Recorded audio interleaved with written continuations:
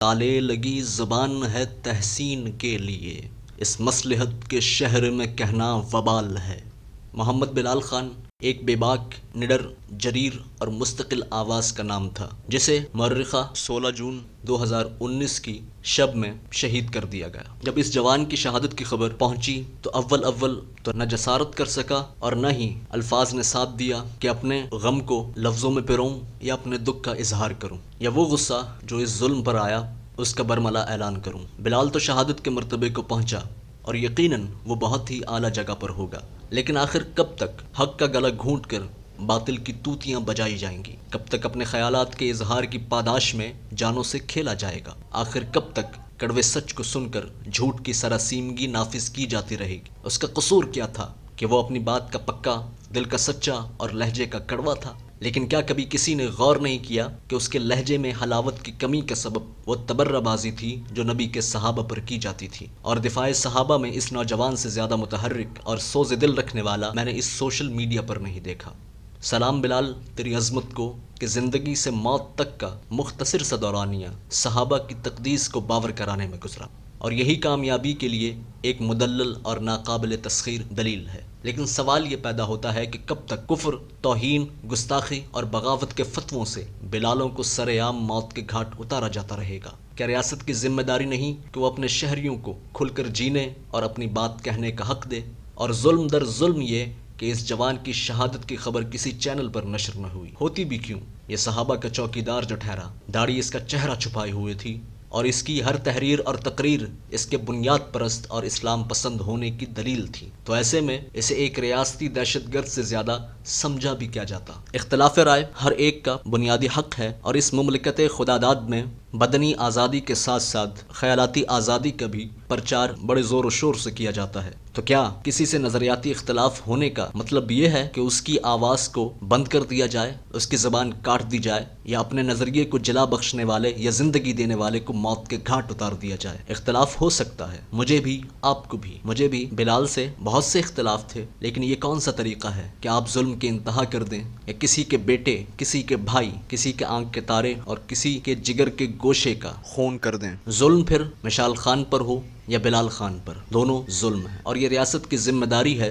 کہ مجرموں کو نہ صرف گرفتار کیا جائے بلکہ عبرت کا نشان بنایا جائے، تاکہ آئندہ کوئی ایسی جرت نہ کر سکے۔ اور دوہرے معیار کبھی بھی معاشرے کو ترقی کی جانب گامزن نہیں کر سکتے۔ جہاں پڑھے لکھے نوجوانوں کا سر عام قتل کر دیا جائے، بجائے انہیں سمجھانے کے، بجائے ان کی اصلاح کرنے کے، ان کی آواز کو خاموش کر دیا جائے، تو ایسے میں کوئی بھی معاشرہ ترقی نہیں کر سکتا۔ بلال ایک پڑھا لکھا اور باشعور نوجوان تھا۔ ممکن ہے بہت سوں کو میری طرح اس سے اختلاف ہو، لیکن وقت کے ساتھ ساتھ وہ سیکھتا، یا پھر کوئی اگر کوشش کرتا تو ممکن ہے وہ اپنی کڑوی کسیلی باتوں کو میٹھے انداز میں پیش کرنے لگتا۔ لیکن یہ کوئی جرم نہیں۔ اگر آپ کسی سے اختلاف رکھتے ہیں تو اپنے علم کی بنیاد پر، اپنے حاوی، مضبوط اور مدلل نظریے کی بنیاد پر سامنے والے کے نظریات کا جواب دیں، اپنے نظریے کو باور کرائیں، اس کی اصلاح کریں، یا کم از کم اپنے نظریے میں اتنی پختگی لائیں کہ سامنے والے کے نظریے کی آپ لفظوں کے ذریعے تردید کر سکیں، اور اس کے لیے بھی اخلاق اولین شرط ہے۔ سب سے زیادہ افسوس مجھے اس وقت ہوا جب اوصاف نامی اخبار کا نام استعمال کر کے ایک جعلی خبر سوشل میڈیا پر پھیلا دی گئی کہ بلال خان کا قتل ایک معاشقے کی کڑی تھا اور اسے اس کی محبوبہ کے بھائی نے قتل کر دیا۔ کس قدر ظلم ہے کہ ایک بندہ اس دار فانی سے کوچ کر جانے کے بعد بھی افواہوں،